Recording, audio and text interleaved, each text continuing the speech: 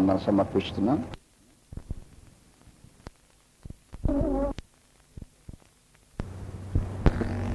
భూమి మీద కుటుంబ వ్యవస్థకు వెనుక మహాదేవుడి యొక్క అనాది సంకల్పం ఉంది. ఎఫెసీయులకు 1వ అధ్యాయంలో 3 నుండి 6 వచనాల వరకు మనకు తెలిసిందే, జ్ఞాపకం చేస్తాను. ఎఫెసీయులకు 1వ అధ్యాయం. దేవుని యొక్క అనాది ఏర్పాటు లేకుండా మానవ కుటుంబ వ్యవస్థ ఏర్పడలేదు. దేవుడు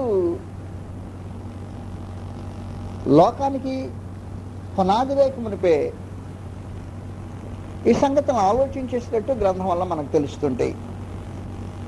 ఎఫెసీయులకు 1వ అధ్యాయము 3వ వచనం నుండి మన ప్రభు అయిన యేసు క్రీస్తు యొక్క తండ్రి అయిన దేవుడు స్తుతింపబడును గాక. ఆయన తండ్రి అయిన దేవుడు క్రీస్తునందు పరలోక విషయంలో ఆత్మ సంబంధమైన ప్రతి ఆశీర్వాదము మనకు అనుగ్రహించెను. ఎట్లనగా తన ప్రియనియందు తను ఉచితముగా మనకు అనుగ్రహించిన తన కృపామహిమకు కీర్తి కలుగునట్లు తన చిత్త ప్రకారం, అదిగో జాగ్రత్త గుర్తుపెట్టుకో, తన చిత్త ప్రకారమైన దయా సంకల్పం చొప్పున యేసు క్రీస్తు ద్వారా మనలను తనకు కుమారులనుగా స్వీకరించుకోవాలని ముందుగా తన కోసం నిర్ణయించుకుంది. మనము తన ఎదుట పరిశుద్ధులమును నిర్దోషులమునై ఉండవాలని జగత్తు పునాది వేయబడక మునిపే ప్రేమ చేత క్రీస్తులు మనల్ని ఏర్పాటు మనలను తనకు కుమారులనుగా స్వీకరింపవలనని తండ్రి కుమారులను స్వీకరించడం అనే ఈ ఏర్పాటు తండ్రి బిడ్డల మధ్యలో ఉండే ఏర్పాటు. ఇలాంటిది ఒక కుటుంబ వ్యవస్థను సూచిస్తూ ఉంటుంది. మానవ కుటుంబాలు భూమి మీద ఇంకేర్పడలా, కానీ అనాది దేవుడు మహోన్నతుడైన ఆయన ఆశ్చర్యమైన మనసులో సంగతులు ఆలోచన చేస్తుంటే భూమి మీద నరులు లేరు. వాస్తవానికి భూమే లేదు, జగత్తు పునాది వేళ. కానీ తండ్రిట కుమారులనుగా స్వీకరిస్తాడట. ఆత్మ సంబంధమైన ఒక విచిత్రమైన కుటుంబం ఏర్పాటు చేస్తుంటే ఈ స్వీకరించేదానికి ముందుగా కుమారులయ్యండి, ఈ కుమారులు త్రోవ తప్పి వెళ్ళిపోతే మళ్ళా స్వీకరించే ఏర్పాటు స్వీకరించడం అనేది. తప్పిపోయిన కుమారుడు తన కుమారత్వాన్ని, భాగాన్ని, ఆస్తిని, సహవాసాన్ని, సమస్తాన్ని పోగొట్టుకుని వెళ్ళిన తర్వాత మళ్ళా తిరిగి వస్తే ఏం చేస్తుంటాడంటే తాను సిగ్గు విడిచి చెప్పేశాడు, తండ్రి పరలోకమునకు విరోధముగాను నీకును వ్యతిరేకంగా పాపం చేశాను, నీ కుమారుడు అనిపించుకుంటూ నేను యోగ్యుడను కాను, నీ దాసుల్లో ఒకనిగా పెట్టుకో అని అడుగుతా. కనుక కుమారుని యొక్క స్థితి పోగొట్టుకున్న మనుషుడు దాసుల్లో ఒకటిగా ఉండటానికి తిరిగి వస్తే, తిరిగి వచ్చిన వాడిని తన మార్చుకున్న కారణాన్ని బట్టి, మారు మనసు పొంది తిరిగి వచ్చిన కారణాన్ని బట్టి సూత్రం ఏం చెప్తుందంటే కుమారునిగా స్వీకరిస్తాడు అన్నమాట. స్వీకరించబడేవాడు, కుమారునిగా స్వీకరించబడేవాడు ముందుగా కుమారుడే. కుమారుడై జన్మించిన వాడు కుమారత్వాన్ని భ్రష్టత్వం వలన, చెడుతనం వలన, పాపం వలన, తండ్రిని గ్రహించి అర్థం చేసుకోవటానికి కుదరనందువలన, ఆయన దగ్గర నుంచి దూరమైనందువలన, తండ్రి కుమారుల యొక్క బాంధవ్యాన్ని పోగొట్టుకున్నందువలన, తన ఆస్తిని, భాగాన్ని వేషల చేత ఖర్చు చేసుకుని పాడు చేసుకున్నందువలన ఆఖరికి పండులు తినే పట్టు దగ్గర కూర్చుండి ఆలోచించేస్తాం. నేను చాకరీ చేస్తున్నా, కానీ నా చాకరీకే జీతం లేదు. పందులను ఖాయమంటున్నాడు, పందులను కాస్త నాకు జీతం లేకుండా పందులను కాయాల్సి వచ్చింది. పందులను కాయటానికి కానీ నాకు పట్టు అప్పగించబడింది. అది పందులకు పెట్టే పట్టు. పందులకు పెట్టే పట్టు ఇక మీదట నాకు ఆహారంకి జీతం కానీ భత్యం కానీ లేని కారణాన అదే తినటానికి సాగిన మనుషుడు ఆ పందుల తినే పట్టు దగ్గర కూర్చుండి ఆలోచించి ఇటు మొదలెట్టాడు. నా తండ్రి ఇంట అనేకమైన పని వారికి ఆహారం సమృద్ధిగా ఉంది. నేను లేచి ఇప్పుడు నా తండ్రి ఇంటికి వెళ్తా. కుమారునిగా వెళ్ళే అవకాశము పోగొట్టుకున్నాను. కుమారుని హక్కు పోయింది. నేను మా నాయన ఇంటికి ఎందుకు వెళ్తానంటేనే, నాయనా నాకు భాగమి నీ కుమారుడిని అనే లేదు, అయిపోయింది. అది భాగం తీసుకున్నా, భాగాన్ని ఖర్చు పెట్టేసుకున్నా. కాబట్టి ఇప్పుడు నన్ను నా తండ్రి దగ్గరికి వెళ్ళి నా కుమారుని అనలేదు. మరి ఏమంటానంటే, నాకు కూలి పని ఇవ్వు అని అడుగుతాను. నేను నీ కుమారుని కదా నాయనా, నేను మళ్ళీ తిరిగి వచ్చాను అని అనబోటల్లా. నేను నీ కుమారుని కాదు అనిపించుకోవడానికి యోగ్యుడిని కాదు. నాకు భోజనంలా పనిచేస్తున్న కూలిచ్చేవాళ్ళు లేడు. నేను ఇంటిని గురించి ఆలోచించేసిన తర్వాత నీ ఇంటిలో అనేక మంది కూలి వారికి ఆహారం సమృద్ధిగా ఉందని జ్ఞాపకం వచ్చింది. నేను ఇంటికి తిరిగి వస్తున్నా. నీ కూలి వాళ్ళలో ఒక్కరిగా చేర్చుకుంటే చాలు. కాబట్టి కుమారత్వాన్ని పోగొట్టుకునేవాడు తిరిగి కుమారుడిగా కాదు, కూలి వాళ్ళలో ఒక్కనిగా చేర్చుకోమని పందులు తినే పట్టు కాకుండానే తన కూలికి తగిన జీతము ఆహారంగా పుచ్చుకోవడానికి తండ్రి దగ్గరికి వచ్చే మనిషిని ఆయన ఏం చేస్తున్నాడో తెలిసిన, తిరిగి కుమారునిగా స్వీకరిస్తున్నాడు. స్వీకరించటం అంటే అది పోగొట్టుకున్న వాడిని, ఆ పోగొట్టుకున్న వానికి పోగొట్టుకున్న అంతస్తు తిరిగి ప్రేమతో అనుగ్రహించటమో స్వీకరించటమో అన్నమాట. వాడు స్వీకరించబడిన కుమారుడు. మహోన్నతుడకు దేవుడు మానవుని చేయటానికి, నిర్మాణం చేయడానికి ఉద్దేశించిన రోజున దేవుని కుమారుడే. దేవుని కుమారుడు అంటే దేహము దేవుని కుమారుడు కాదు సుమి. దేహంలో భద్రంగా జాగ్రత్తగా దాచి లోన్ పెట్టాడే నీ అంతరంగ పురుషుడు ఉన్నాడే, వాడు దేవుని కుమారుడు. మహోన్నతుడు నిర్మించిన రోజున తన స్వరూపమందు తన పోలిక చొప్పున, ఆయన స్వరూపము ఆయన పోలిక లోపలుంది. ప్రభువుని యేసు సంగతి అంగీకరించాడని మీకు ఇంతకు ముందుకు చెప్పాను. కైసరుకు పన్ను వచ్చిన అని ప్రశ్న అడిగారు. ఈయనేం చెప్తాడో, ఇవ్వమంటాడో ఇవ్వకూడదు అంటాడో. ఇవ్వమంటే ఒక కేసు, ఇవ్వకూడదు అంటే మరో కేసు. చూసావా, దేశద్రోహం మన జనద్రోహం నాకు తలపెట్టాడు, పన్నీయమంటున్నాడు అని ఆ కేసు పెట్టచ్చు. ఎందుకంటే జొలెతే వారు పన్ను కట్టకూడదు అంటారు, కైసరుకు పన్ను కట్టకూడదు.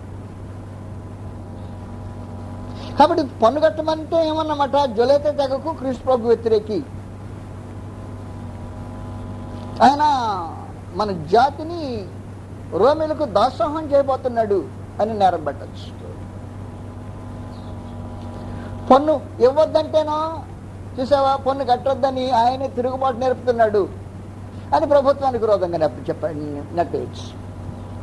ఎటైనా ప్రభుని క్రీస్తు మీద నేరం పెట్టాలనే ఉద్దేశంతో కైసరుకు పన్ను వచ్చిన అని అడిగితే, నువ్వు ప్రభువుని యేసు మీ దగ్గర నాణ్యం ఉందా? నాణ్యం తీసుకున్నాడు, చేతిలో తీసుకుని అంటున్నాడు, ఈ రూపము ఈ రాత ఏమంది? వాళ్ళు అన్నారు, ఈ రూపము రాత కైసరిది అన్నారు. కైసరిది అంటే ప్రభువుని యేసు అంటున్నాడు, అలాగైతే కైసరిది కైసరికి ఏంటి, దేవుంది దేవునికి ఏంటి. నీలో ఏముంది? ఆయన స్వరూపము, ఆయన పోలిక ఉంది, ఆయన రాత ఉంది. అది దేవుంది దేవునికి అండి. వాస్తవంగా మహాదేవుడు మనిషిని అంతరంగంలో తన స్వరూపాన్ని తన పోలికను పెట్టాడు. నీ ఆత్మకు తండ్రి ఆయన. మొట్టమొదటి ఆత్మలకు తండ్రి ఆయనే. హెబ్రీయులకు రాసిన పత్రిక 12వ అధ్యాయము. దేవుడు ఆత్మలకు తండ్రి. నీ దేహానికి వేరే తండ్రి ఉన్నాడు, కానీ నీ ఆత్మకు, ఆత్మలకు అందరికీ తండ్రి ఒక్కడే. హెబ్రీయులకు 12వ అధ్యాయంలో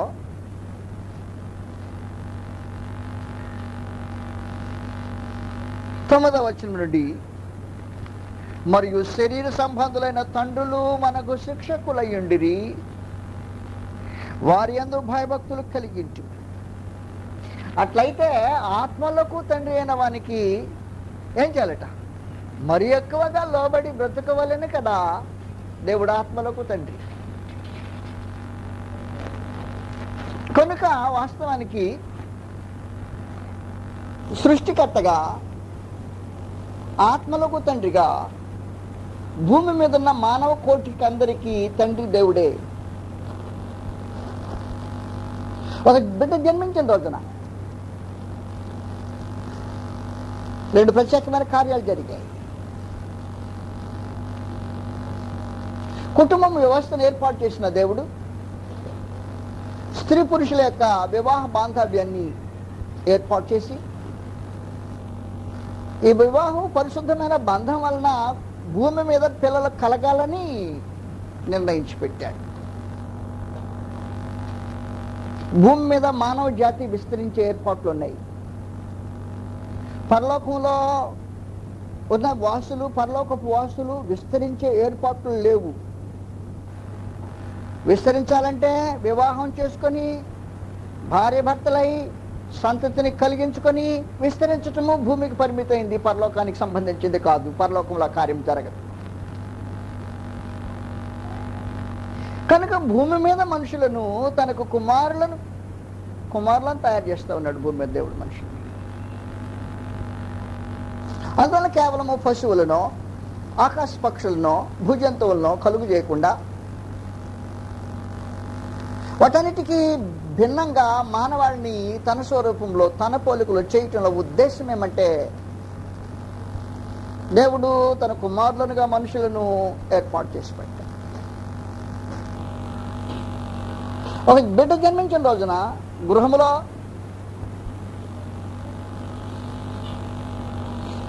నీకు అనుగ్రహించబడిన గర్భఫలం ఉందే.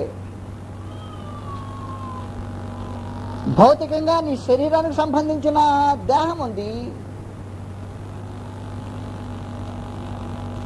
అది శరీర సంబంధులైన తండ్రుల వల్ల కలిగింది. కానీ నీకు అనుగ్రహించబడిన బిడ్డే కేవలం దేహం మాత్రమే కాదు, కేవలం శరీరం మాత్రమే కాదు. నీవెలాగో ఆత్మవో నీకు కలిగే బిడ్డ కూడా ఆత్మయే. నీవెలాగూ దేవునికి కుమారుడువో నీ గర్భమందు పుట్టింపబడే బిడ్డ దేవునికి కుమారుడై, దేవుడు ఆత్మలకు తండ్రి అయి, దేవుడు నీ ఆత్మకు తండ్రి. నీకు జన్మించే గర్భంలో పుట్టిన నీ బిడ్డ యొక్క ఆత్మకు తండ్రి. అలాగూ దేవుడు మానవ కోటికే తండ్రి. ఈ మానవ కోటికి తండ్రి అని దేవుడు. ఒకవేళ మనుషులు ఈ సంగతి గ్రహించలేకుండా తమ కుమారత్వాన్ని పోగొట్టుకుంటే, తప్పిపోయిన కుమారుడు పోగొట్టుకున్నట్టుగా మళ్ళా తిరిగి మహాదేవుని సమీపానికి క్రీస్తు యేసు మూలంగా వచ్చినట్టయితే, చెప్పనే తప్పిపోయిన కుమారత్వాన్ని పోగొట్టుకున్న వాడిని తండ్రి మళ్ళా స్వీకరించినట్టుగా, అలాగ కుమారులనుగా స్వీకరించడానికి జగత్తు పునాది వేయబడక మునిపోయి. కనుక సంసారముల యొక్క ఏర్పాటు దేవుని అనాది సంకల్పంలో ఒక భాగం అన్నమాట. ఈ సంసారం వలన, స్త్రీ పురుషుల వివాహపు పవిత్రపు బంధం వలన బిడ్డలను అనుగ్రహించటము దేవుని యొక్క ఏర్పాటు అన్నమాట. అది దేవుని యొక్క ఏర్పాటు. అందులో నీ ఉద్దేశం ఏమో కానీ పరలోకంలో మనుషులు దేవుడు తన కుమారులనుగా స్వీకరించడానికి మానవులను సిద్ధపరచుకునే దాంట్లో ఆయన భాగం ఉంది, భూమి మీద ఉండే నీ భాగము ఉంది. ఆదాముకు రెండు ఆయనే. ఆదాము తొలి దంపతులకు, ఆదాము హవ్వలకు తొలిగా ఆయనే తండ్రి. వారి దేహములకు ఆయనే తండ్రి, వారి ఆత్మలకు ఆయనే తండ్రి. ఆ మీదట మహాదేవుడి ఏర్పాట్లో ఆ సంసారపు జీవిత విధానాన్ని స్థాపించి వారి వైవాహిక పవిత్రమైన ప్రేమాబంధమును బట్టి కలిగే గర్భఫలాన్ని దేవుడు దేహాన్ని ఆశీర్వదించి వారి దేహాలకు ప్రతిగా దేహం అనుగ్రహిస్తాడు. కానీ ఆత్మలకు తండ్రి అయి వారి వారి గర్భఫలానికి అనుగ్రహించబడిన దేహములో తన ఆత్మను పెట్టి, అప్పుడు శరీర సంబంధులైన తండ్రులు దేహానికి శిక్షకులై, ఆత్మలకు తండ్రి అయిన దేవుడు వారికి తండ్రి అయి. నేను చెప్పేది మీకు అర్థమైతే, మనుషులు అర్థం చేసుకోగలిగితే ఉన్న వాస్తవం అది. పరలోకంలో దేవుడు మనుషులను కుమారులుగా స్వీకరించాలని, ఆ స్వీకరించబోయే కుమారులను భూమి మీదనే తర్బీదు అనుగ్రహించి తయారు చేసి కుమారుని యొక్క రూపానికి దిద్ది, కుమారుని యొక్క రూపానికి వచ్చిన వారు తన సముఖంలో కుమారులుగా పునరుద్ధానమందు అంగీకరించాలని దేవుని అనాది ఏర్పాటు అయి ఉన్న కారణాన, అయితే భూమి మీద మనుషులు విస్తరించడానికి పరలోకంలో లేని ఒక ప్రత్యేకమైన ఏర్పాటు, వివాహం అనే దాన్ని ఏర్పాటు చేసి పెట్టాడు. ఉదయకాలం మనం చూసినట్టుగా వివాహం వలన స్త్రీ పురుషుల యొక్క పవిత్రమైన ప్రేమాబంధము, వారి ఏకమై ఒకరు ఆత్మ సంబంధంగా సహాయం చేసుకోవటం మాత్రమే కాకుండా, వారి దాంపత్య జీవితము బంధింపబడటానికి అనుగుణ్యంగా గర్భఫలాన్ని మధ్యపెట్టి మరి ఎక్కువగా బంధించి, తల్లి తండ్రి అయిన వారిని గర్భఫలం ద్వారా మరి కొంచెం మనసుకు దూరంగా ఉంటే వారందరూ మరి ఇంకెక్కువ సమీపస్తులుగా చేసి వారి మధ్యలో ఈ బిడ్డను ఏర్పాటు చేసి, నేను కేవలం మీ దేహాన్ని ఆశీర్వదించి బిడ్డను అనుగ్రహించడం మాత్రమే కాదు, మీరు కోరిన మీ గర్భఫలంలో నా ఆత్మ నుంచి నా కుమారుని లోనబెట్టా. అలాగూ మహాదేవుడు గర్భఫలం అనుగ్రహించేటప్పుడు ఈ కార్యాలు ఉద్దేశించాడు. గ్రంథంలో చూద్దాం. ఆదికాండంలో 4వ అధ్యాయము, ఆదికాండం 4వ అధ్యాయం మొదటి నుండి, ఆదాము తన భార్య అయిన హవ్వను కూడినప్పుడు ఆమె గర్భవతి అయి కయ్యనును కని, ఎవరి దయ వలన పుట్టాడట కుమారుడు? యెహోవా దయ వలన నేను ఒక మనిషిని సంపాదించుకున్నాను అన్న. ఈ భౌతికంగా కనిపించే బయట ఉన్నాడే ఆ వ్యక్తి ఒక మనుషుడు, అది యెహోవా దయ వలన కలిగిన వాడే. కానీ బయట కనిపించే ఆ భౌతికమైన కయ్యను యొక్క అంతరంగం శరీరంలోనే లోపల దాగిన వాడు ఎవరు దాగారు? దేవుని కుమారుడు దాగాడు. పాపం దాగిందా? దేవుని కుమారుడు దాగాడు. కారణమేమి? తన స్వరూపంలో తన పోలిక చొప్పున. దేహమేమో తల్లిదండ్రుల యొక్క తండ్రి యొక్క శరీర స్వరూపంలో పోలిక, కుమారుడేమో అంతరంగ పురుషుడేమో దేవుని యొక్క స్వరూపము, దేవుని యొక్క పోలిక. కనుక ఈ దేహాన్ని, భౌతికమైన దేహాన్ని దేనికి అనుగ్రహించాడు అంటే, అంతరంగంలో ఒకడున్నాడు దేవుని కుమారుడు, ఆయన తన పోలికలో చేశాడే. ఆ కుమారుని నిలబెట్టడానికి భూమి మీద దేహంలో ప్రకృతి సంబంధమైన ఏర్పాట్లు చేసి పెట్టాడు. వాస్తవానికి ఇదే మంటి ఘటం. ఘటం అంటే కొండ. ఏం కొండ అంటే మంటి ఘటమట. మంటి ఘటంలో ఏం పెట్టాడంటే దేవుని యొక్క మహిమ ఐశ్వర్యాన్ని పెట్టాడు. కొరింథీయులకు 2వ పత్రిక 4వ అధ్యాయంలో మంటి ఘటంలో ఆయన మహిమ ఐశ్వర్యాన్ని పెట్టిదట. 4వ అధ్యాయం 7వ వచనంలో, అయినను ఆ బలాధిక్యము మామూలమైనది కాక దేవుని దయుండునట్లు మంటి ఘటములలో 2 కొరింథీ 4వ అధ్యాయము 7వ వచనం, మంటి ఘటములలో ఈ ఐశ్వర్యము మాకు కలదు. ఘటమేది? మట్టి ఘటం. ఇదో మట్టికొండ. ఈ మట్టికొండలో ఎవరిది ఏముంది? దేవుని యొక్క మహిమ ఐశ్వర్యం. మంటి ఘటమేమో భౌతికమైన దేహము, మహిమైశ్వర్యమేమో దేవుని యొక్క ఆత్మ పోలిక. కనుక మనుషుడు ఆత్మయ్య ఉన్నాడు. దాన్ని అంతరంగ పురుషుడు అనుకున్నాం. మరొకసారి కొరింథీయులకు మొదటి పత్రికలో 4వ అధ్యాయము, కొరింథీయులకు మొదటి పత్రిక 4వ అధ్యాయంలో ఈ ఆంతర్య పురుషుని గురించి సంగతి వివరించబడింది. పొరపాటు చెప్పాను. 2 కొరింథీ 4వ అధ్యాయం, 2 కొరింథీ 4వ అధ్యాయము 16వ వచనం నుండి 18 వరకు. కావున మేము అధైర్యపడం. ఏం జరిగిందిట? మా బాహ్య పురుషుడు మంటి ఘటం. మా బాహ్య పురుషుడు కృషించుచున్నాను. వాడు బుద్ధి అది అలాంటి బుద్ధి. నువ్వెంత వేసినా బుద్ధి మాందో. ఉదయమే సోపేసి బాగా నీట్గా రుద్దిపోయి స్నానం చేసామనుకో, కాసేపు అన్న ఎండలో అలాగే తిరిగి వచ్చేటప్పటికి నేను మంటోండే అని చెప్తుంటుంది. అది కథ అండి, అది మడ్డి ఘటం. సాయంత్రంకి వచ్చేటప్పుడు మడ్డి ఘటం. నేను వాస్తవం మట్టి అని. అది దినాలు గడిచే కొంది ఏమవుతుందంటే కృషించిపోతుంటుంది. దాని స్వభావం అది. దానికి సహజంగా రోజులకు, కాలానికి, సమయానికి అప్పగించబడింది. అది ఈ కాలము సమయం ఏం చేస్తుంటుందంటే మంటి ఘటాన్ని క్షీణింపజేస్తుంటుంది. దినాలు గడిచే కొద్ది క్షీణిస్తుంది. రోజులు గడిచే కొద్ది ఆపలేకుండా ముసలితనానికి లోనవుతుంటుంది. దాన్ని ఆపడానికి ఎవరు చేతగా తరం కాదు. దాని శక్తి ఉండే కొద్ది క్షీణించిపోతుంది. దాని దేహము ముడతలు పడుతుంది. దాని సామర్థ్యము తగ్గిపోతుంది.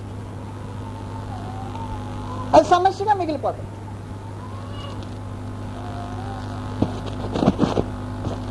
ఈ మంటి ఘట్టం ఎక్కువ వాస్తవం. అది కృషించిపోయేదే. మా బాహ్య పురుషుడు కృషించిపోతున్నాను. ఆంతర్య పురుషుడు ఉన్నాడు లోపల.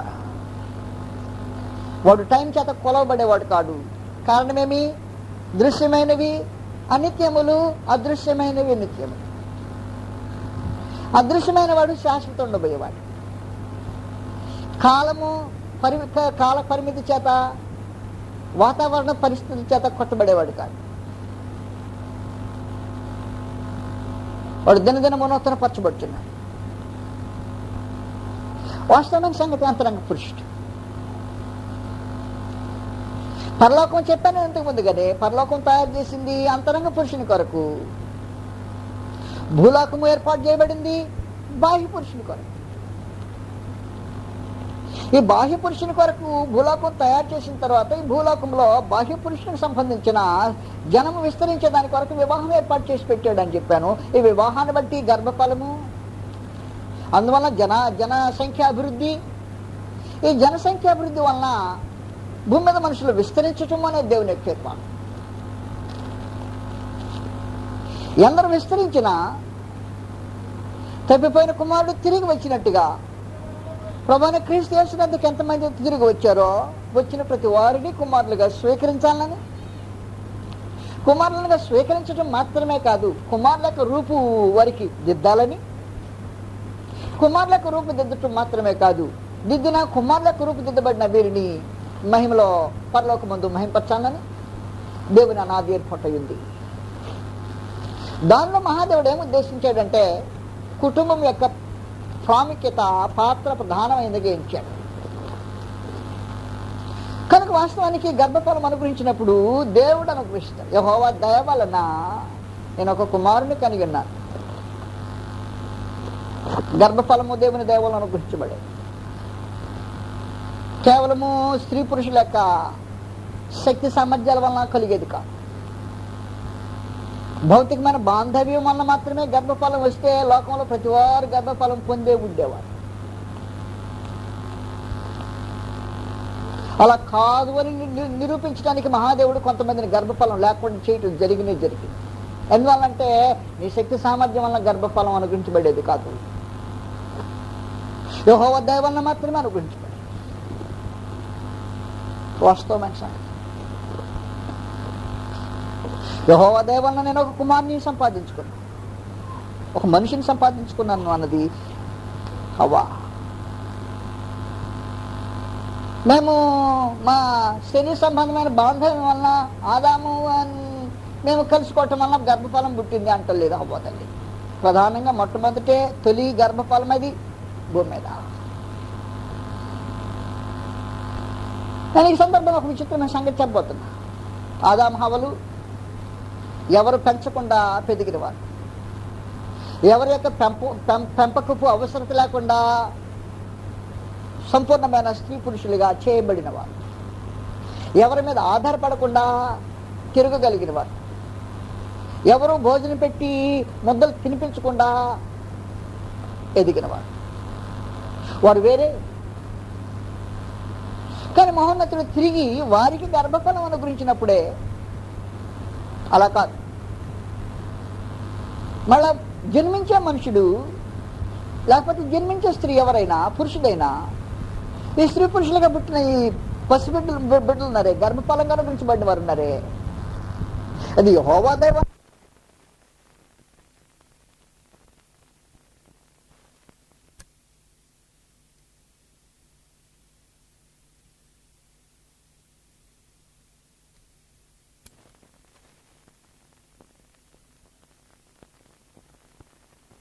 చేస్తాను. శరీర సంబంధం వల్ల బాంధవ్యం వలన బిడ్డలు పుట్టరు, మాత్రమే పుట్టరు అన్నమాట. అందువల్ల ఎవరు నేను గొప్ప, నేను మనగాడిని అందుకని కాదు, వాస్తవం కాదు, మనగాడు కాదు, దేవుని కృపాహస్తం అలా జరిగింది.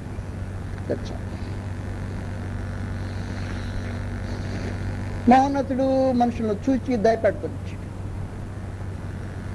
దయపెట్టి అనుగ్రహిస్తుంది. ఆదికాండం 29వ అధ్యాయం గతంలో చదువుకున్నాం, ఆయన మళ్ళొకసారి చూపిస్తుంది ఈ సందర్భంలో.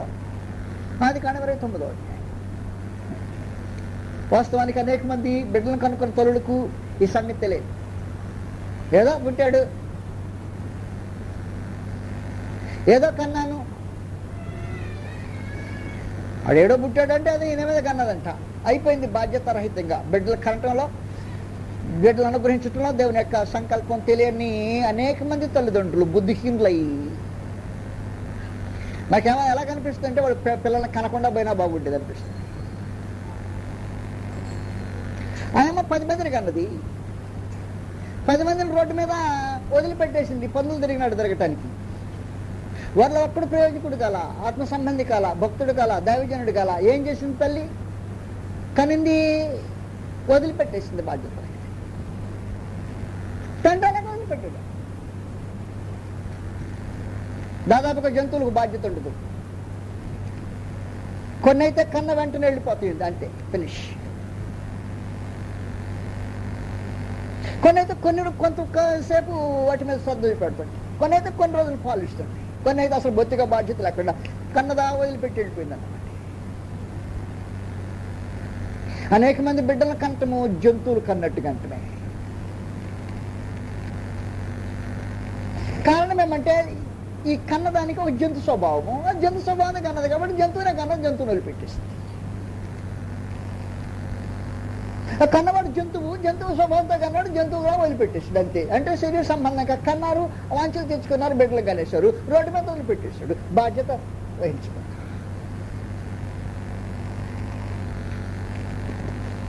యెహోవా దయ వలన నీకు గర్భఫలం కలిగిందన్న సంగతి తెలియకపోతే,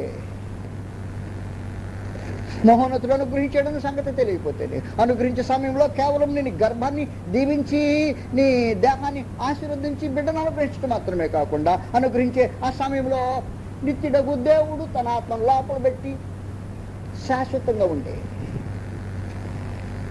ఆ వ్యక్తిని స్వాధీనం చేశాడు అన్న సంగతి మరిచిపోయి కనీ రోడ్డు మీద వదిలిపెట్టిన తల్లిదండ్రులు కనకుండా ఉంటే మంచిది.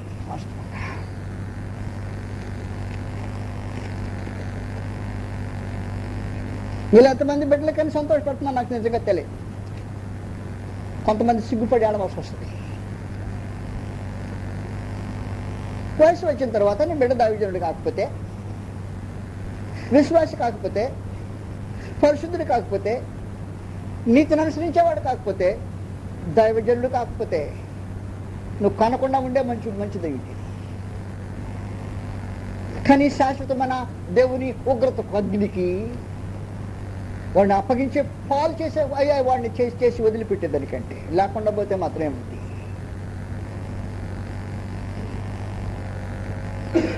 మనుషులకు గర్భఫలం యొక్క విలువ తెలియదు. శాశ్వతులకు దేవుడు తన ఆత్మను అన్న లోపల పెట్టి నీకు దాని చుట్టూ నీ దేహాన్ని పెట్టి, నీ దేహాన్ని చూసి, నీ ఆకారాన్ని చూసి, నీ రంగు చూసి, నీ వాడికి వచ్చిన నీ కళ్ళో, నీ చెవులో, నీ ముక్కో, నీ బుద్ధో ఏదో ఓ ఆకారాన్ని చూసి మురిసిపోయి వాడిని ప్రేమిస్తావని, ప్రేమించితే ఆ లోపలగా వాడిని ఇంకా గౌరవిస్తావని. ఈ పశువు ప్రాయుడు కనుక ఆవిడ పశువు కాబట్టి ఎంతవరకు ఆలోచన చేస్తారంటే బిడ్డల్ని కేవలము మా దేహము ఇది ఒక దేహం, వారు కనకుండా ఉంటే మంచిది. అది కాదు వాస్తవమైన సంగతి.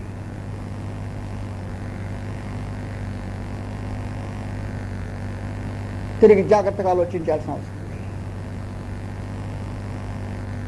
మహోన్నతుడు అనుగ్రహించే గర్భఫలాన్ని అనుభవించకముందు, అందుకోకముందుగానే సిద్ధపడి ఉంటే బాగుండేది. అందుకోకముందు నేను చెప్పాను. అయితే అనుగ్రహించేది ఆయన, అందుకోబోయేది నీవు. అనుగ్రహించే దేవుని కృపాహస్తముల నుండి నీ చేయి చాపి ఆయన కృపను అందుకోకముందు కానీ జాగ్రత్తగా సిద్ధపడి ఉంటే బిడ్డల కంఠానికి తగ్గినవాడు. దేవుడు భూమి మీద కుటుంబ వ్యవస్థను అనుగ్రహించట్లో భూమి మీద కుమారులను చేసుకొని ఆయన కుమారుని నీవు కూడా కుమారుడు అని భావిస్తావని కారణమేమి? నీ దేహం ఉంది పైన, నువ్వు కుమారుడు అంటావని. ఆయన ఆంతర్యం లోపలుంది, ఆయన కుమారుణ్ణి. నీ దేహం పైన పెట్టి నీవు కుమారుడు అంటావని. ఆయన లోపల ఉండే కుమారుని నీ కుమారులాగా నువ్వు ప్రేమించి, గౌరవించి, పోషించి పెంచుతావని. అందుకు గర్భఫలం అనుగ్రహించింది. తెలిసిన బిడ్డల కంటే తెలిసిన ఈ సంగతి తెలియకపోతే కనకుండా ఉంటే మంచిది కదా. వయసు వచ్చేటప్పటికి మార్కెట్లో అమ్మేస్తాయి, అమ్మేయటం మొదలెట్టేసి మార్కెట్లో అడ్డు అమ్ముతారు తెలిసిన. ఏసావు అమ్మాడే ఒక పూట కూటి కొరకు జ్యేష్ఠతో పక్కు నమ్మి వేసినట్టుగా. బిడ్డలకేదో చదువని వ్యర్థుడు, వాడికేదో భూమి మీద ఉద్యోగం వస్తుందని వాడు ఆత్మ నమ్మి దేవుని పిల్లోడిని ఎవడో పిల్లోడని దేవుడు అంతరంగంలో తన ఆత్మను అనుగ్రహించిస్తే మార్కెట్లో అమ్మేస్తే వాటి సాతాను గడి పిల్లోడని, హరిజనుడని అమ్మేసినోడా. బిడ్డల కంటానికి అనర్హుడు వాడు.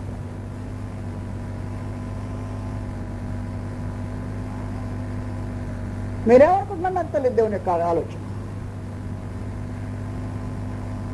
నీకు గర్భఫలం అనుగ్రహించాడని అమ్మమంటాను, అమ్మమని ఇచ్చండి మార్కెట్లో. తనంతరంగంలో ఆత్మను పెట్టి నీకు అనుగ్రహించింది, మార్కెట్లో అమ్మేయమని. నీ స్వార్థం దేహ సంబంధం అని నీ స్వార్థం చూసి వాడు దేహ సంబంధం ఏదో బాగోవాలని ఉద్దేశించి ఆ దేహ సంబంధం కొరకు దేహ సంబంధం అని, రక్త శరీర సంబంధం అని అని అమ్మేస్తే దేవుని సంకల్పం అనుకుంటున్నావేమో. బిడ్డల కంటలో వాస్తవంగా ఖచ్చితంగా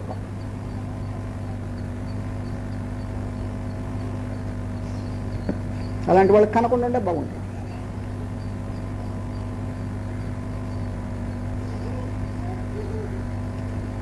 యెహోవా దయ వలన మాత్రమే బిడ్డలు కలుగుతారు.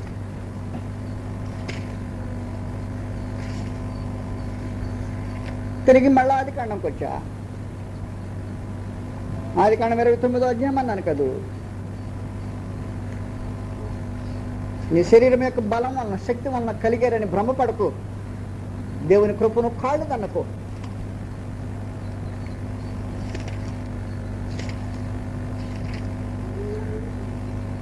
మనుషుడు తను చేసిన తప్పును సమర్థించుకోవడానికి అనేకమైన కప్పులు చెప్పడం మొదలెట్టాడు నా దగ్గర చెప్పితే ఒకళ్ళు నేను ఊరికనే మానవుని కాబట్టి వదిలిపెట్టా. నా దేవుని దగ్గర చల్లదది. నేను మార్కెట్లో నీకు అనుగ్రహించబడిన ఆయన గర్భఫలాన్ని, ఆయన స్వరూపాన్ని నువ్వు మార్కెట్లో అమ్మేయటానికి కాదు, నీకు నీ దేహం పెట్టించింది.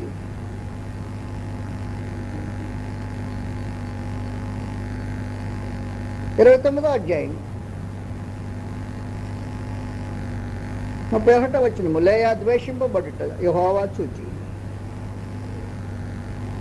ఆమె గర్భము తెరిచెను, రాహేలు గొడ్రాలయ్యుండెను. లేయా గర్భవతి కుమారుడి కని యెహోవా నా శ్రమను చూచి ఉన్నాడు గనుక నా పెనిమిటి నన్ను ప్రేమించును కదా అనుకొని అతనికి రూబేను అని పేరు పెట్టాడు. ఎప్పుడైనా దేవుడు నాకు అనుగ్రహించాడు ఈ బిడ్డను అనుకున్నావా? యెహోవా నా శ్రమను చూసి ఇచ్చాడు ఈ బిడ్డ.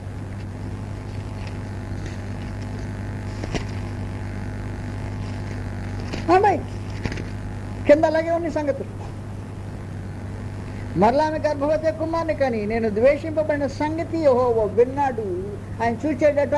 రెండవది విన్నాడట గనుక ఇతని కూడా నాకు దయచేసి అనుకుని అతనికి షిమ్యోను అని పేరు పెట్టి ఆమె మరల గర్భవతి కుమారుని కానీ తుదకు ఈసారి నా పెనిమిటి నాతో హత్తుకొని ఉండును, ఇతనికి 3 కుమారులను కంటిని అని.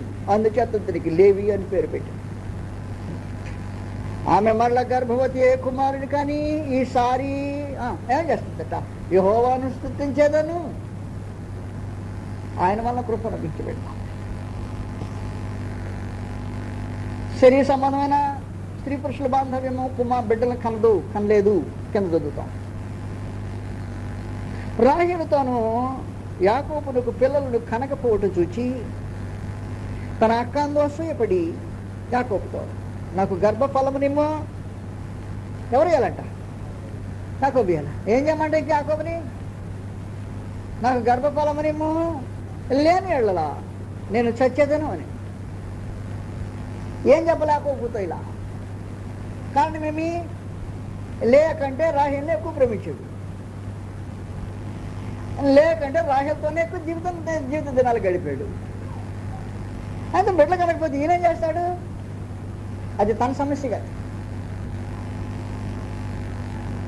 సమస్య ఏమంటే చెప్పేస్తున్నాడు ఇక్కడ. రాహేలుతోనూ యాకోబునకు పిల్లలు కనకపోవడం చూచి తన అక్క ఏందో అసూయపడి యాకోబుతో నాకు గర్భఫలమునిమ్ము, లేని ఎడలా ఏం చేద్దంట? చచ్చేదను అని. యాకోబు కోపము రాహేలు మీద రగులు కనగా అతడు నేను నీకు గర్భఫలము నీయకపోయినా దేవునికి ప్రతిగానున్నానా? ఈగిపోయింది ఎవరు? నా వల్ల ఏమవుద్ది గర్భఫలం ఇయటానికి? ఏది నా వల్ల కలిగే పని కాదు. నీకు గర్భఫలం ఈగిపోవటం నేను కట్ చేసింది ఆ పని, నేను ఆటంకపరచలా. నేను నీకు గర్భఫలము ఇయ్యకపోయినా దేవునికి ప్రతిగా ఉన్నానా? ఆయన వల్ల కలిగేదని. వాస్తవం ఏమంటే నీకే నమ్మకంగా ఉన్నా, నీకు భర్తనై ఉన్నా, నీకు సంసారం చేశాను, నీ అక్కనే ద్వేషించే నేను వాస్తవం. అందువల్ల గర్భఫలం అయిపోవడానికి నా వల్ల ఇంకా కలిగే కారణం ఏం లేదు. మహోన్నతుడు గర్భఫలం ఇచ్చేవాడు, కేవలం స్త్రీ పురుషులకు బాంధవ్యం కాదన్నమాట. కానీ ఇచ్చే ఉద్దేశం నీకు తెలియపోయినాయి. కీర్తనలో 127వ కీర్తన మీకు తెలిసిందే. 127వ కీర్తనలో 4వ అధ్యాయం 3వ వచనం, 27వ కీర్తన 4వ వచనం, 3-4 వచనం చదువుతా. కుమారులు యెహోవాను గురించి స్వాస్థ్యము, గర్భఫలము ఆయన ఇచ్చు బహుమానమే. అయితే ఇప్పుడు నా ప్రశ్న ఏమో తెలిసిన, ఆ గర్భఫలం ఎందుకు ఇచ్చాడో నీకు తెలియలా, అది నీకు తెలియలా. తెలియక ఏం చేశామంటే అది నీదే అనుకున్నావు, నీ దేవుంది అనుకోలా. మీ ఇద్దరు షేర్ హోల్డర్స్ టుగెదర్. ఎవరెవరు షేర్ హోల్డర్స్? ఎవరెవరు? ఒక గర్భఫలం నీవు కుమారుని కన్నావు అంటే సమానమైన ఇద్దరు షేర్ హోల్డర్స్ ఉన్నారు దాంట్లో. ఒకటి నీ దేహము యొక్క బాంధవ్యం వలన నీ షేరు, అనుగ్రహించినందువల్ల దేవుని యొక్క షేరు. నీ దాని వల్లనేమో దేహం వచ్చింది. అంతరంగ పురుషుడు నీ దేవుని వల్ల కలిగేది లోపల. కానీ నువ్వేం ఆలోచన చేసావు తెలిసిన? గర్భఫలం పొందిన వాడివి, పొందినాక రూపం తెలియక ఏం చేసావంటే నీ ఒంటిని గురించి ఆలోచన చేసావు. అదిగో అచ్చగా వాడు అర్జున్ నవ్వుతే అట్టున్నాడు అన్నా. అచ్చగా వాడు నానేవాడు. ఏమైంది అప్పుడు? అచ్చగా వాడు నానేవాడు అన్నది వాడి ముఖము, వాడి ముక్కు, వాడి కాళ్ళు, వాడి చెవో, వాడి చేతి ఐదో మాట. వాడు లోనున్నది వేరే ఆ నాన్న. ఆ నాన్నెవరు? నీకెవరు నాను? వాడికి అదేనా? నీవు నాన్నలు మార్చావు. నాన్నలు మార్చావంటే ఏం చేసావు అన్నమాట? మీ నాయన మీ తండ్రి అని దేవుడు కాకుండా క్రియలో మార్పు పొంది మీ బాబు సాతానికి అడ్డయ్యాడు. మీరు మీ తండ్రి యొక్క అపసంబంధి. అపసంబంధులు దేహంలో ఉండి అనుగ్రహించబడ్డ గర్భఫలంలో ఏం చూస్తున్నాడంటే కేవలము ఆడు ముక్కు ఎట్టుండేది, ఆడు కళ్ళు ఎట్టుండేది, ఆడు నవ్వితే ఎట్టుంటాడు, ఆడు నడిస్తే ఎట్టుంటాడు అనేది ఇదే ఆలోచన చేసి కేవలం దేహానికి మాత్రమే ప్రాముఖ్యత ఇచ్చింది. దేహం యొక్క రూపును గౌరవించి మార్కెట్లో ఏదన్నా కొత్త డ్రెస్ తయారైందా, ఆ కొత్త డ్రెస్ ఈ ఒంటి మీద ఉండాలి. మార్కెట్లో వింతైన జోడు ఒకటి తయారైందా, ఆ జోడేసి వాడికి నడిపించి ఆడు నడుస్తూ ఉంటే ఏదో శబ్దం చేస్తూ ఉంటే బలి నడుతాడు. ఈ భ్రమ పడిపోయి వాడిని మార్కెట్లో అమ్మితివే. అలాంటి భ్రష్టులు బిడ్డలు కనకపోతే మాత్రమే. మహోన్నతులకు దేవుడు ఆ నాదిలోనే మనుషులను క్రీస్తు చేసినందు తనకు కుమారులుగా స్వీకరించాలని వివాహపు వేడుకలు పరలోకంలో పెట్టడానికి ఇష్టపడకుండా భూమి మీద మాత్రం ఏర్పాటు చేసి పెట్టి ఈ వివాహపు వేడుకను బట్టి స్త్రీ పురుషుల మధ్యలో విచిత్రమైన బాంధవ్యాన్ని తయారు చేసి ఆ విచిత్రమైన ప్రేమ బంధాన్ని దీవించి గర్భఫలం అనుగ్రహించేటప్పుడు తన వంతులో తాను దేహాన్ని కనుక్కోవటానికి దేవుని వంతులో దేవుడు అంతరంగంలో శాశ్వతమైన వాడిని లోపల పెట్టి తన కుమారుని భూమి మీదకి పెట్టడానికి ఆలోచించేసిన రోజున మనుషుడు బాధ్యతారహితుడై కేవలము భౌతిక సంపత్తి శరీరానికి మాత్రమే ప్రాముఖ్యత ఇచ్చిన వాడై ఆత్మ సంపత్తి అయిన ఆ మనుషుడు కానివాడై భౌతికంగా వాడు ఏదో అభివృద్ధి పొందితే ఆకాశ నక్షత్రాల్లో ఏదో వెలిగినట్టుగా భ్రమించిన వాడు తన అంతరంగంలో శాశ్వతమైన జీవాన్ని గుర్చిన లక్ష్యం లేనివాడు సాతానుకు అప్పగించిన అమ్మివేసిన భ్రష్టులైన తల్లిదండ్రులు తిరిగి ఆలోచించాల్సిన అవసరం. అంతగా గర్భఫలం అనుభవించింది. ఒకవేళ తెలియలేదు అనుకో, గర్భఫలం పొందేటప్పుడు నీకు జ్ఞానం లేదనుకో, లేదు నీకు గర్భఫలం పొందే సందర్భంలో నీకు అనుభవం లేదనుకో, అనుభవం లేకపోతే మహాదేవుని కనికరించా అని అడుగు. అలాగ అడిగిన వాళ్ళు ఉన్నారు. ఆయన సంగతి ఆయన సమాచారం మీద కనుక్కో. నేను నాకు అనుగ్రహించబోతున్నాడు, ఏదో అనుగ్రహించబోయే గర్భఫలానికి నేనేం చేయాలన్నాడు అని ఆయన సంగతి విచారించు. ఆయన ఏం చెప్తాడో చూడు. కావాలంటే నీ అంతా నీకు చేతకాని అయితే ఆయన మీద ఆధారపడు. చేతమైన వాడవైతే మరి ఇంకొక రకంగా ప్రవర్తించవచ్చు. చేత కాదు అనుకున్నప్పుడే దేవుడు నాకు గర్భఫలం అనుగ్రహించిన తను ఎలా పెంచాలో ఎలా నడిపించాలో నాకు చేత కాదు అనుకునే మనుషులు యథార్థ హృదయులై మహాదేవుని బతిమాలేరా.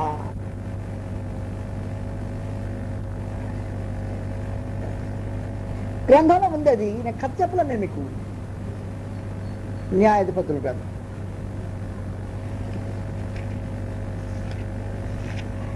న్యాయాధిపతుల గ్రంథంలో 13వ అధ్యాయం 13వ అధ్యాయము 5వ వచనం నుండి లేదు 3వ వచనం చదువుతా. యెహోవా దూత ఆ స్త్రీకి ప్రత్యక్షమై, ఇదిగో నీవు గొడ్రాలవు, నీకు కానుపు లేకపోయాను, అయితే నీవు గర్భవతివై కుమారుని కందు, కాబట్టి నీవు జాగ్రత్తగా ఉండి ద్రాక్షరసమునే గాని మద్యమునే గాని త్రాగకుండుము, అపవిత్రమైన దేనినైనా తినకుండుము, నీవు గర్భవతి అయి కుమారుని కందు, అతని తల మీద మంగళకత్తి వేయకూడదు, ఆ బిడ్డ గర్భమున పుట్టినది మొదలుకొని దేవునికి నజీరు చేయబడిన వాడై ఫిలిస్తీన్ల చేతులుండి ఇశ్రాయేలును రక్షింప మొదలు పెట్టిన ఆమెతో అనగా, ఆ స్త్రీ తన పెనిమిటి యొద్దకు వచ్చి, దైవజనుడు ఒకడు నా యొద్దకు వచ్చెను, అతని రూపము దేవదూత రూపమును పోలినదై మిక్కిలి భీకరముగా ఉండెను. అతడు ఎక్కడి నుండి వచ్చినో నేను అడగలేదు, అతడు తన పేరు నాతో చెప్పలేదు. గాని ఆలకించుము, నీవు గర్భవతివై కుమారుని కందుము, కాబట్టి నీవు ద్రాక్షరసమునే గాని మద్యమునే గాని త్రాగకుండుము, అపవిత్రమైన దేనినైనా తినకుండు, ఆ బిడ్డ గర్భమున పుట్టినది మొదలుకొని చనిపో వరకు దేవునికి నాజీరు చేయబడిన వాడై ఉండునని నాతో చెప్పాను అనెను. అందుకు మనోహ, నా ప్రభువా, ప్రార్థన చేస్తున్నాడు, నీవు పంపిన దైవజనుడు మరలా మా యొద్దకు వచ్చి పుట్టాడా? పుట్లా, ఇంకా పుడితే అట్ట పెంచాలో తెలియలేదంట. పుట్టబోవు ఆ బిడ్డకు మేము ఏమేమి చేయవలనో దానిని మాకు నేర్పునట్లు దయచేయమని యెహోవాను వేడు కనుక. ఏమని అడుగుతున్నాడు? ఇంకా బిడ్డ పట్ల పుట్టబోయే బిడ్డకు మేమేమి చేయాలో, ఎలాగో నేర్పించాలో మాకు ముందు నేర్పించా. ఒకవేళ నీకు బిడ్డలకు కనేటప్పుడు నీకు బాధ్యత తెలియకపోతే, ఇదిగో తెలియని అమాయకులుగాయా ముసలి వాళ్ళే, వయసులో పెద్దవారే, గర్భఫలం చాలా కాలంగా లేని వాళ్ళే, కానీ ఇప్పుడు కలగబోతాడని దేవదూత వచ్చి సంగతి తెలియజేస్తుంటాను, మాకు తెలియదా ఎలా పెంచాము? ఆ దైవజనుడు మరలా మా యొద్దకు వచ్చి పుట్టబోవు ఆ బిడ్డకు మేము ఏమి చేయమన్నాం, ఎలా బోధించాలో దయచేసి మాకు నేర్పించినట్టు కనుక్కొని అని మహోన్నతుడు కనికరించాడు. అతని ప్రార్థన ఆలకించాడు. తిరిగి ఆ దైవజనుని ఇంటికి పంపించాడు. ఏమి చేయాలో నేర్పించాడు. అలాగ బాధ్యతగా బిడ్డలు కనుక్కున్న తల్లిదండ్రులు ఎక్కడ ఉన్నారో,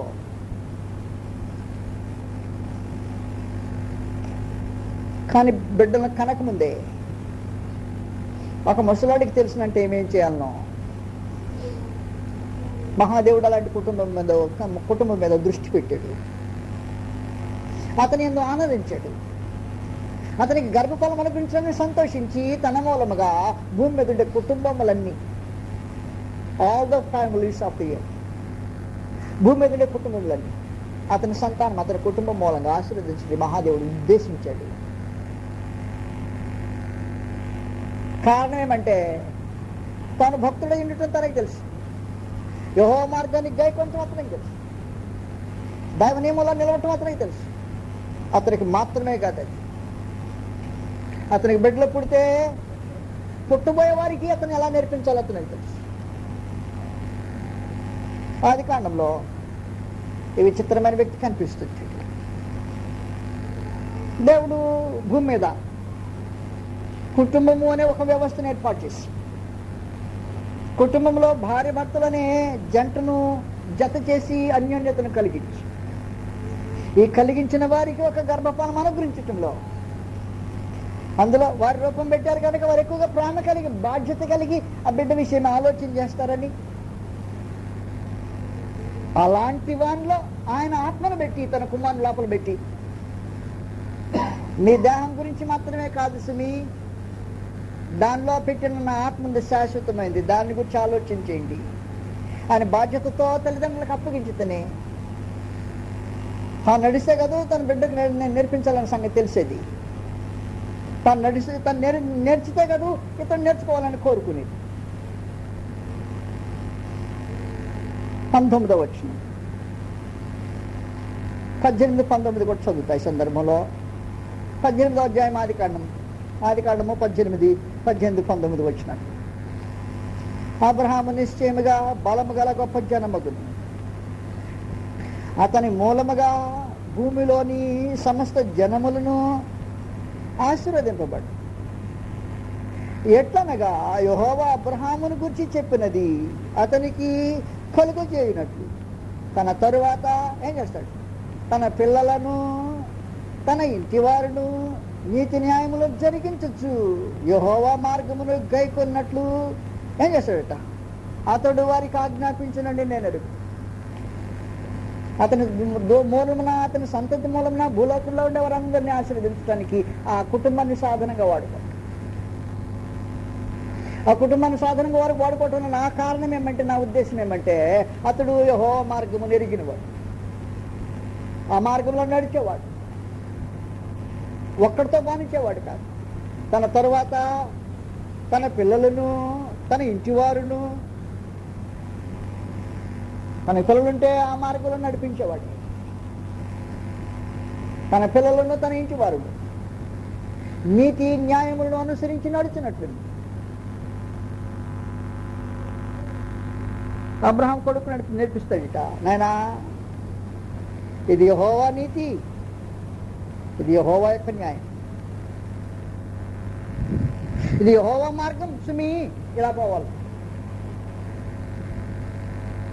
నువ్వు పోవాలని నేను చెప్పక ముందుగానే ఇదిగో నేను నడిచి పెడుతున్నాను చూడు అని నడిచేస్తాను. నడిచిన సంగతి అంతా నేను ఇప్పుడు సందర్భంలో మీకు వివరించలేను. ఇస్సాకు యొక్క అనుభవంలో ఉండే ఒకే ఒక సందర్భాన్ని సమయంలో మీకు వివరిస్తాను.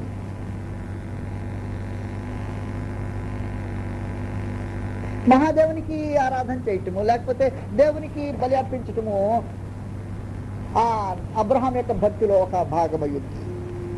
ఏ స్థలానికైనా వెళ్ళిన ప్రతి స్థలంలో మహాదేవునికి ఒక బలిపీఠం కట్టి ఆ బలిపీఠం మీద దహన బలి అర్పించాడు. మౌనత్రగ దేవునికి పైన సువాసనగా ఆఘ్రాణించే రూపంగా కార్యక్రమాలు జరిగించాడు. ఈ జరిగిస్తున్న సంగతి యవనస్తుడైన ఈ పసివాడు ఉన్నాడే, ఈ పసివాడు చూస్తూ ఉండేవాడు. ఒకరోజు అతను తటస్థించింది.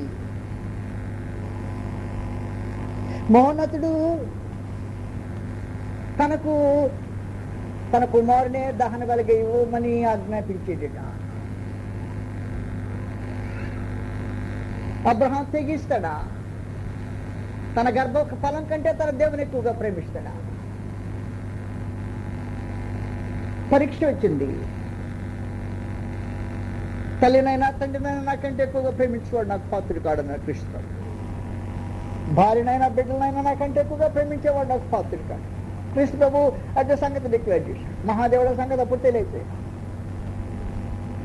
కానీ అబ్రహామును పరీక్షించాడు. నువ్వు ఒక్కడే కుమారుడు ఉన్నాడే, అతను నాకు బలి. కానీ వెంటనే ఇమోషనల్గా వచ్చి అప్పటికప్పుడు ఊపొచ్చి ఆయాసం వచ్చి నరికేది. నువ్వు చేసే ఈ పని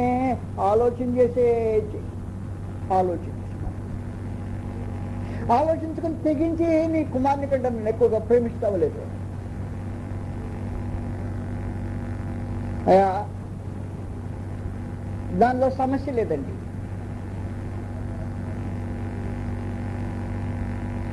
నేను మిమ్మల్ని ఎక్కువగా ప్రేమిస్తానో లేదో అనే దాంట్లో సమస్య లేదు. నా దేవుని తర్వాతే నాకెవడైనా భూమి కుమార్నే కదా అడిగావు. నానా కదా వెళ్దాం. కట్టెలు, నిప్పు, కత్తి, కట్టెలు మోసే గాడిద అంటే సేవకులు కుమారుడితో పాటు నడిచి వెళ్ళిపోతారు. 3 రోజుల ప్రయాణం దాదాపుగా. ఆలోచన చేస్తూనే నీ కుమారుని దేవుని కంటే ఎక్కువగా ప్రేమిస్తావో, కుమారుని దేవుని కంటే ఎక్కువ ప్రేమించడం నేరం. వాడు అలా ప్రేమించిన వాడు ఉన్నాడు భ్రష్టుడు. అందువల్ల తన కుటుంబానికి ఆ తండ్రి నాశనమును కారకుడయ్యాడు. తర్వాత చెప్తా అతని గురించి.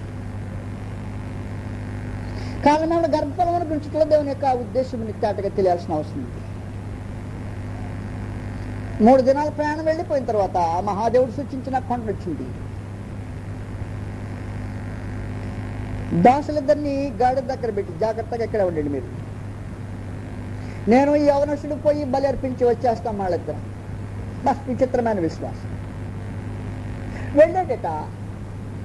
వెళుతున్నప్పుడు కొడుకు జ్ఞాపకం వచ్చింది, నాయన అంటే వాళ్ళ ఆయన ఏదో మర్చిపోయాడు కావాలని. దీని అనుభవంలో చూసేవాడు ఉన్నాడే, కట్టెలున్నాయి, నిప్పుంది, దహించడానికి అసలుదేది. వాస్తవానికి గర్భము చీల్చుకొని పోయి ఉదయము కరిగి కళ్ళ ఉండి రావాల్సిన పరిస్థితి లేదు. మానవ దేహంగా ఆలోచించి అబ్రహాం అంటున్నాడు, యెహోవా చూసుకుంటాడు, God will take care of it, he will find his own way, let's go. ఏం చూసుకోండి, ఇంకా కాల కట్లు బచ్చి బలిపీఠం కట్టి అంత సిద్ధం చేసాకే ఏం చేయకుండా కొడుకుని కట్టి బంధించి దాని మీద పెడుతుంటే ఏమనాలి? వాస్తవంగా యెహోవా మార్గము గైకొన్నట్లుగా ఆయన నీతి న్యాయం అనుసరించి నడిచేవాడు కాకపోతే అలా నేర్పించబడకపోతే ఏం చేయాలి? అసలుడా మోసం చేయడానికి ఇంత దూరం తీసుకొచ్చి చూసావు కాదు దేవుడు దేవుడు అని పిచ్చి మాటలు చెప్పి కొడుకుని కొట్టరు. యెహోవా మార్గం నేర్పించబడ్డాడు, మహాదేవునికి భయపడ్డవాడు, కట్ల మీద తను అప్పగించుకున్నాడు. ఒకవేళ మా తండ్రికి మహోన్నతుడు తెలియజేసిన గొర్రెపిల్ల నేనేమో, ఒకవేళ నా బలి వలన మహాదేవుడు ఆనందిస్తాడేమో, అదే ఆయన కోరికేమో. నా తండ్రి యొక్క తీర్మానం దేవుని యొక్క కోరిక, నా తండ్రి యొక్క తీర్మానాన్ని గౌరవించి అప్పగించేసుకుంటానని అనగలిగిన కుమారుడు. అలా బోధించగలిగిన తండ్రి ఎవరు? దేవుని మహింపరిచే, ఆయన కార్యములు ఘనపరిచే తండ్రి బిడ్డలు. అలాంటి పరిస్థితి వస్తే మహాదేవుడు కనికరం లేకుండా ఇస్సాకును బలి అర్పణ తీసుకోవాలా. మహాదేవుడు చెప్పాడు, ఈనా అబ్రహాం, ఐ నో యూ, నాకు అర్థమైపోయింది నువ్వెవరు. నాకు కాదు అర్థం అవ్వాల్సింది, నువ్వెవరో సకల జనులకు అర్థమవుతుంది. దీన్ని బట్టి నేను నీకు ఎందుకు నిన్ను ఆశీర్వదిస్తానో, నీకు నేను ఎందుకు గర్భఫలం అనుభవిస్తానో, నీ కుటుంబం వల్ల సకల లోకంలోని సకల కుటుంబాలను ఎందుకు ఆశీర్వదిస్తానో లోకం తెలుసుకోవాలన్నా. అందుకే కార్యక్రమం.